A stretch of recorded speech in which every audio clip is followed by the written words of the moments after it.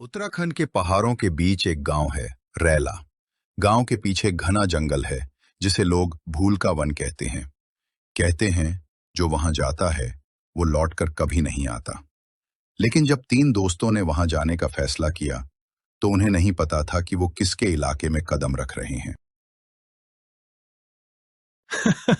भाई, जंगल में कुछ नहीं है, लोग बस डराते हैं। अर्जुन, मेरे बाबा कहते हैं उस जंगल में रात को कोई गाता है, इंसान नहीं। तो हम भी सुन लेते हैं। शायद कोई भूतिया कॉन्सर्ट हो। अगर जाना ही है तो रात ढलने से पहले लौट आना, क्योंकि जब उस जंगल में तीसरी घंटी बजती है तो रास्ते अपने आप बदल जाते हैं।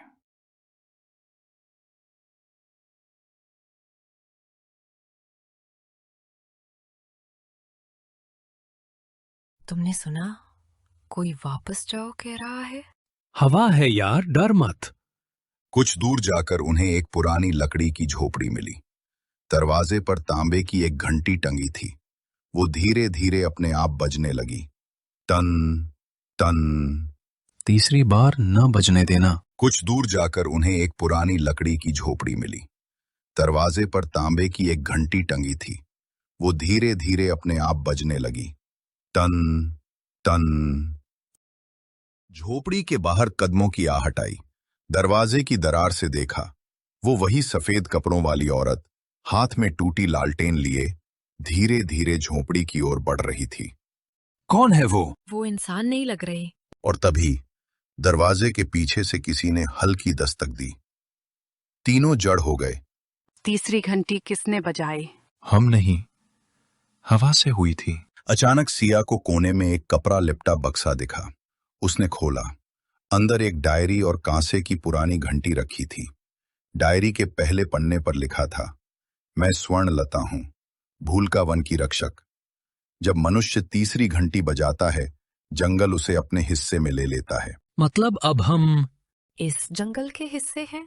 झोपड़ी के अंदर अब सिर्फ लालटेन की बुझती लौ थी। अर्जुन, सिया और विक्रम तीनों कांपते हाथों से वो डायरी पलट रहे थे। बाहर हवा में फुसफुसाहटें थीं। हर आवाज में एक नाम दोहराया जा रहा था, स्वर्णलता। डायरी पर धूल जमी थी, पर शब्द अब भी चमक रहे थे, जैसे किसी ने कल ही लिखे हों। मैं स्वर्णलता हूं, इस जंगल की रखवाली का वचन मुझे मिला था।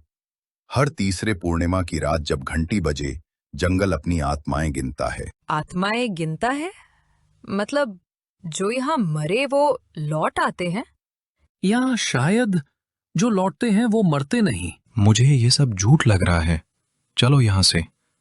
वो दरवाजे की ओर भागा, लेकिन जैसे ही उसने कुंडी खोली, बाहर फिर वही औरत खड़ी थी।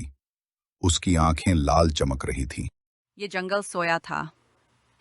तीसरी घंटी ने इसे जगा दिया। अब हर आवाज तुम्हारी नहीं होगी। उसने डायरी की ओर इशारा किया।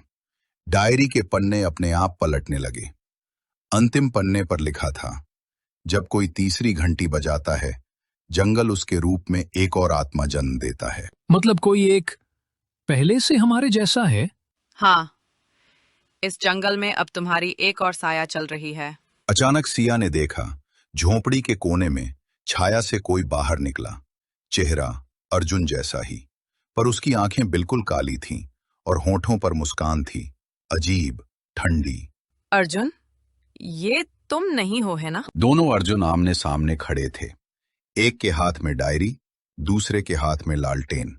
अब जंगल चुनेगा कि असली कौन है। अचानक तेज हवा चली, लालटेन बुझ गई।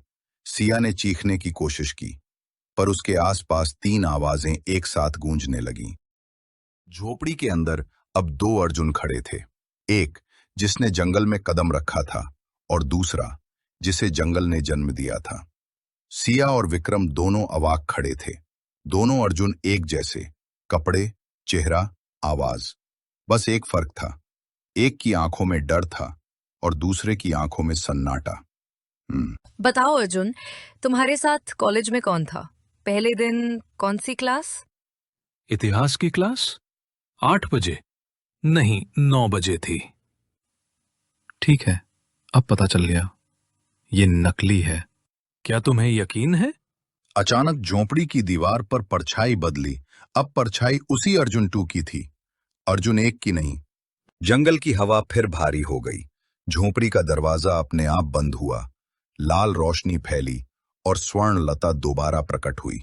जंगल इंसानों को नहीं मारता, वो उन्हें पहचान से मिटा देता है। तुम हमसे क्या चाहती हो? जो तीसरी घंटी बजाता है उसे अपनी जगह किसी को छोड़ना होता है। मतलब? तुम तीनों आए थे, पर जंगल सिर्फ 2 को जाने देगा। मेरा साया क्यों गायब हो रहा है? क्योंकि जंगल ने चुन लिया है कौन रहेगा। सिया चीखी। अर्जुन ने विक्रम को पकड़ने की कोशिश की, पर विक्रम का शरीर धूल बनकर हवा में बिखर गया। बस उसकी आवाज रह गई, तीसरी घंटी मत बजाना। अचानक हवा तेज हुई। घंटी अपने आप बजी, टन टन, और तीसरी बार टन। जंगल की जमीन कांप उठी। झोपड़ी की दीवारों से छायाएं बाहर आने लगीं। हर एक इंसान जैसी, पर चेहरा धुंधला।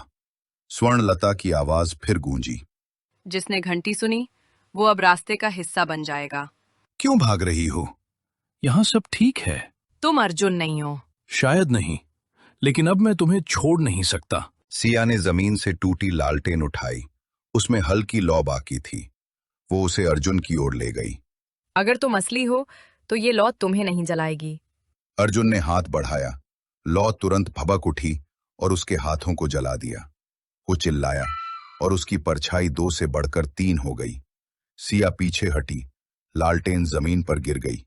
लपटें फैलीं और उसी आग में उसने देखा अर्जुन का असली शरीर राख में बदल चुका था। जंगल की आवाज आई, अब सिर्फ एक बची है, सिया। अब जंगल में सिर्फ सिया थी। झोंपड़ी जल चुकी थी। हवा में राख और धुएं की गंध तैर रही थी। हर पेड़, हर पत्ता जैसे उसे देख रहा था। वो भागना चाहती थी, लेकिन रास्ते खुद बदल रहे थे। जिस दिशा में बढ़ती, वहीं से वही आवाज आती, वापस आओ। कौन है वहां? सामने आओ। मैं अर्जुन हूं। तुम तो मर गए थे। मर गया था पर जंगल ने मुझे छोड़ना नहीं सीखा। जंगल के पेड़ हिलने लगे, जैसे किसी अनदेखे आदेश पर। हवा ने शब्दों का आकार लिया। तीसरी घंटी की जगह खाली है। सिया को अब समझ आया, जंगल को एक नया रक्षक चाहिए था। जिसने गलती की उसे सजा मिली, और अब किसी को उसकी जगह लेनी थी। वो भागी, पर चारों तरफ वही चेहरे दिखने लगे, विक्रम, अर्जुन, स्वर्णलता। सभी के होंठ हिल रहे थे, हमारी तरह मत बनो। 3 महीने बीत चुके थे। गांव में अब कोई भी भूल का वन की तरफ नहीं जाता था। पर रात के सन्नाटे में जब हवा बहती, तो कहीं दूर से घंटी की आवाज आती, टन टन टन। जंगल अब किसी और के अधीन है। वो लड़की जो वहां गई थी अब वापस नहीं आई। भूल का वन अब अलग था। पेड़ों की छाल पर मानव चेहरे उभरे थे, और हर सुबह ओस की बूंदों में किसी के आंसू दिखते थे। एक औरत जंगल के बीच खड़ी थी, चेहरे पर शांति, आंखों में अंधेरा। वो थी सिया। अब वो इंसान नहीं थी। उसके चारों ओर हवा ठहरी रहती थी, और लालटेन की लौ कभी बुझती नहीं थी। एक दिन गांव के 2 बच्चे गलती से जंगल के किनारे तक पहुंच गए। उन्होंने दूर से एक औरत को देखा, जो पेड़ों के बीच कुछ गुनगुना रही थी, धीरे पर साफ। 3 कदम चलो, 3 बार सोचो।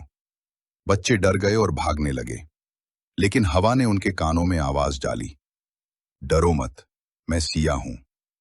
उन्होंने पीछे मुड़कर देखा, और वो वही औरत थी, पर उसके चेहरे पर 2 परछाइयां थीं। रात होते ही जंगल में फिर घंटी बजी। पेड़ों की जड़ें फिर हिलने लगीं। हवा में किसी नई आत्मा की गंध थी। अब मेरी निगरानी में कोई अनजान नहीं बचेगा। तीसरी घंटी सिर्फ मैं बजाऊंगी। समय अब रुकेगा नहीं, समय मेरा होगा। गांव वाले अब जब जंगल के पास से गुजरते हैं, तो लाल रोशनी दूर से दिखती है, और हवा में किसी स्त्री का गीत सुनाई देता है, तीसरी घंटी मत बजाना। जो सुने वो बस सुन ले, क्योंकि अब भूल का वन का हर पेड़ सिया की निगरानी में है।